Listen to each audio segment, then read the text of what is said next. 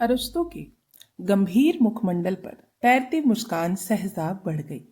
Philip ने एकांत में आकर अरस्तु के समक्ष अलेक्जेंडर का विषय प्रस्तुत करते हुए कहा था।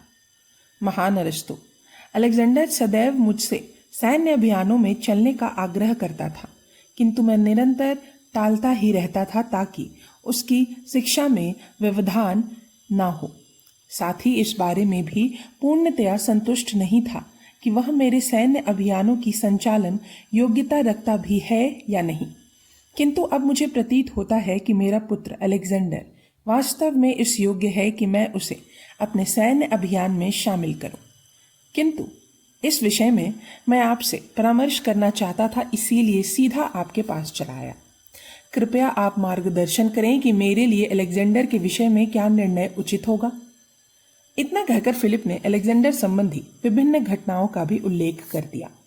अरस्तु ने मौन और पूर्ण मनोयोग से फिलिप की बातें सुनी। उनका चेहरा गंभीर हो उठा। वे कुछ क्षणों तक शून्य में देखते रहे, फिर बोले, महाराज फिलिप, आपका पुत्र अलेक्जेंडर वास्तव में एक योद्धा है जो युद्ध प्रिय होता है। उसने इसी शिक्षा केंद्र में शिक्षा ग्रहण की। उसे मैं अपना प्रिय पात्र मानता हूँ, क्योंकि उसने मुझे एक दिन कहा था, गुरुवर, आपके मौखिक रूप से दिए गए शिक्षण और उपदेशों को मैं विश्व के समक्ष लाऊंगा। ऐसा उस दिन करूंगा जब मैं सारे विश्व में अपनी विजय पताका फहरा दूंगा। उस समय आपके दर्शन को सारा विश्व जान जाएगा। ओह, फिलिप के मुंह से निकला, क्या आपसे वह ऐसी बातें करता था?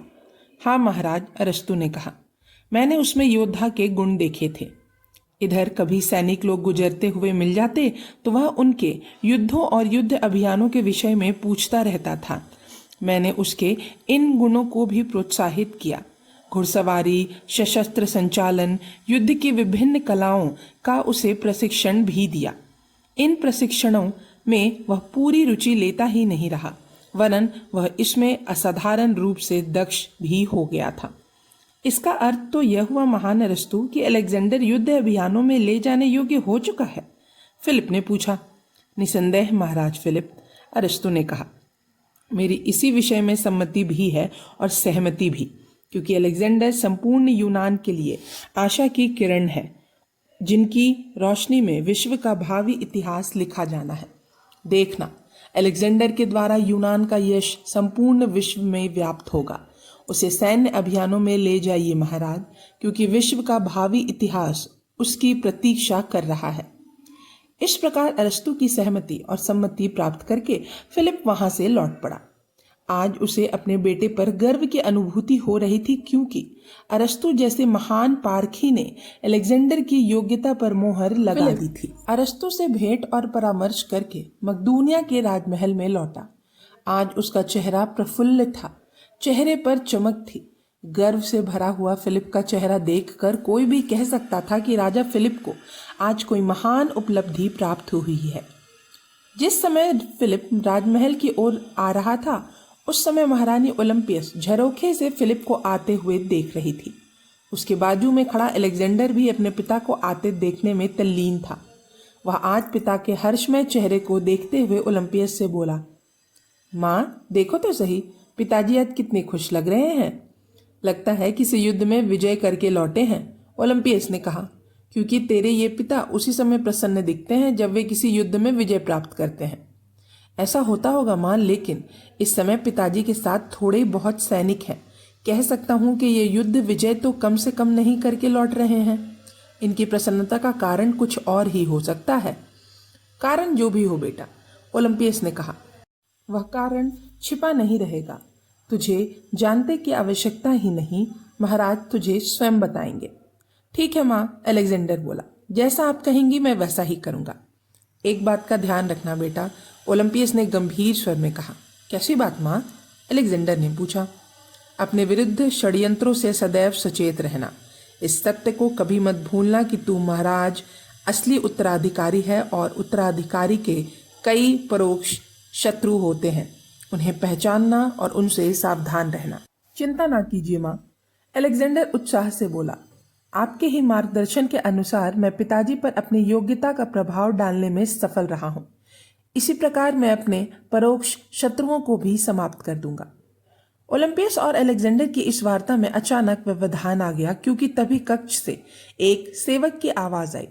राजकुमार अलेक्जेंडर को महाराज फिलिप अपने निजी कक्ष में बुला रहे हैं। देखा मां, अलेक्जेंडर बोला, आपकी बातें कितनी सच निकलती हैं। पिताजी ने मुझे बुलावा भेजा है, अब मुझे उनकी प्रसन्नता का कारण मालूम हो जाएगा। ओलंपियस मुस्कुराकर बोली, अब जा, लेकिन मेरी बातें सदैव स्मरण रखना। वो तो मैं हमेशा रखूंगा ही, परंतु आप भी मेरी ओर से अधिक चिंतित मत रहा करो। अलेक्जेंडर कहते हुए कक्ष से बाहर निकल गया। ओलंपियस उसे जाते देख मुस्कुराती रही। फिर सहसा उसने गहरी श्वास ली और अनायास उसके चेहरे पर उदासी छा गई। अलेक्जेंडर अर्थात सिकंदर के विषय को लेकर इतिहास में कई दास्तानें दर्ज हैं। उन दास्तानों को लेकर इतिहासकारों की अपनी अपनी राय है, परंतु यह निश्चित है कि अलेक्जेंडर, जिसे बाद में सिकंदर के नाम से पुकारा गया, वह अत्यंत महत्वाकांक्षी तथा युद्ध प्रिय व्यक्ति था। यह गुण उसमें बचपन से ही देखने को मिलते थे। अब सिकंदर के पिता को मालूम हो गया था कि सिकंदर में उत्साह, वीरता, साहस के अद्भुत गुण हैं और वह प्रायः उसके सैन्य अभियानों में योगदान देने का इच्छुक है। तो इस विषय में काफी सोच समझकर अनुभवी अरस्तु से परामर्श कर सिकंदर को सैन्य अभियान के दायित्व सौंपने का निर्णय कर ही लिया। अरस्तु से मिलकर जब फिलिप राजमहल में लौटा तो उसने सिकंदर को अपने निजी कक्ष में बुलवाया। कुछ पल बीते और सिकंदर ने कक्ष में प्रवेश किया। आओ मेरे बेटे, फिलिप सिकंदर को देखते ही उमंग और स्नेही से बोला। साथ ही उसे उठकर गले से लगाते हुए बोला, बेटा सिकंदर, आज मेरी खुशी का ठिकाना नहीं है। अच्छा? सिकंदर मुस्कुराया। ऐसी क्या बात है जिसके कारण आप इतने प्रसन्न हैं? तू मुझे सैन्य अभियानों में चलने का आग्रह करता था ना? हाँ, लेकिन मैं टालता रहता था, यह सोचकर कि यह तेरी बालहट है। परंतु महान अरस्तु ने भी तेरी वीरता की सराहना की है, तो मैं मान चुका हूं कि तुझे कोई भी सैन्य अभियान सौंपकर मैं चूक नहीं करूंगा। सच? सिकंदर प्रसन्न हो उठा। क्या गुरुवर अरस्तु ने भी मेरी योग्यता को स्वीकार कर लिया है? हाँ बेटा, फिलिप ने कहा। मैं तेरे विषय में परामर्श करने उन्हीं से मिलने नीमफस गया था और वहीं से लौट रहा हूँ। यह तो मेरे लिए गौरव की बात है पिताजी कि गुरुवर अरस्तु भी मेरी वीरता और योग्यता से परिचित है। तो फिर देर किस बात की पिताजी, बताइए कि मुझे क्या करना है? अवश्य बेटे सिकंदर, फिलिप ने कहा। सबसे पहले मैं तुझे जो कार्य सौंप रहा हूं उसके विषय में मैं तुझे एकांत में बताना चाहता हूं। आ मेरे साथ। कहते हुए फिलिप ने सिकंदर का हाथ पकड़ा और निजी कक्ष के भीतर ही बने एक विशेष कक्ष की ओर चल दिया। उमंग और उत्साह से लबरेज सिकंदर भी अपने पिता के उस विशेष कक्ष की ओर बढ़ गया। रोमुकुलिस और पेरोपोडिस जैसे विद्रोही सामंतों को फिलिप ने अपनी तलवार से समाप्त कर ही दिया था, किंतु विद्रोहों का सिलसिला समाप्त नहीं हो सका था। पहाड़ी क्षेत्रों के विद्रोही अब भी सक्रिय थे, जिन्हें परास्त करने का इरादा फिलिप के मन में बहुत समय से था। पहाड़ी क्षेत्रों के इन विद्रोहों का समाप्त करने का काम फिलिप ने सिकंदर को सौंप दिया। यह सैन्य अभियान सिकंदर का पहला सैन्य अभियान था। जैसे ही सिकंदर को विद्रोह दमन का दायित्व सौंपा गया, सिकंदर तुरंत उन पहाड़ियों की तरफ सेना लेकर चल दिया। पहाड़ियों पर पहुंचने के बाद सिकंदर ने खोज खोज कर विद्रोहियों को समाप्त करना शुरू कर दिया। सिकंदर का विद्रोहियों पर किया गया आक्रमण इतना प्रबल था कि विद्रोहियों के पैर उखड़ गए। कुछ ही समय में सभी विद्रोहियों का सफाया करके और अपने अभियान में पूरी तरह सफल होकर सिकंदर मकदूनिया वापस लौट आया। विद्रोहियों के इस दमन अभियान से सिकंदर के शौर्य का लोहा पूरी मकदूनिया और आसपास माने जाने लगा और उसकी वीरता का यश मकदूनिया से भी बाहर फैल गया। फिलिप का तो रोम रोम सिकंदर की इस सफलता से पुलकित हो उठा था। अब सिकंदर अपने अभियान में सफल होकर लौटा तो फिलिप अपने पूरे दरबारी दलबल के साथ राजमहल के द्वार पर प्रतीक्षारत था। मकदूनिया की सीमा में प्रवेश करते ही सिकंदर पर फूलों की वर्षा होने लगी और जन समूह से सिकंदर के जयघोष से वातावरण गूंजायमय हो उठा था। अब सिकंदर राजमहल के द्वार पर पहुंचा तो फिलिप ने उसे अपने गले से लगाते हुए कहा, शाबाश बेटे, आज तूने साबित कर दिया कि मेरे बाद मकदूनिया की हुकूमत कमजोर हाथों में नहीं रहेगी। सिकंदर भी प्रसन्न था। पिता के वचनों से उसका भी सीना फूल गया। उसने जोश के साथ कहा, अब मुझे अगले सैन्य अभियान के विषय में आदेश दीजिए पिताजी। अवश्य दूंगा, अवश्य दूंगा, परंतु अभी युद्ध से आया है, थोड़ा विश्राम तो कर ले, फिलिप ने कहा। सिकंदर ने हंस के कहा, इस छोटे से सैन्य अभियान से मुझे कोई थकान नहीं है। मैं तो चाहता हूं कि मैं सदैव इसी प्रकार के सैन्य अभियानों में लगा रहूं।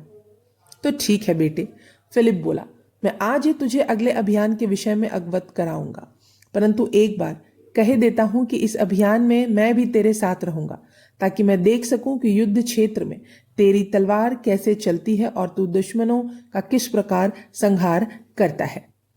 फिलिप की इस बात पर सिकंदर ठठाकर हंस पड़ा और बोला, अगले सैन्य अभियान के विषय में बताइए पिताजी। वहां आपको फिर मेरी तलवार की धार के विषय में भी मालूम हो जाएगा।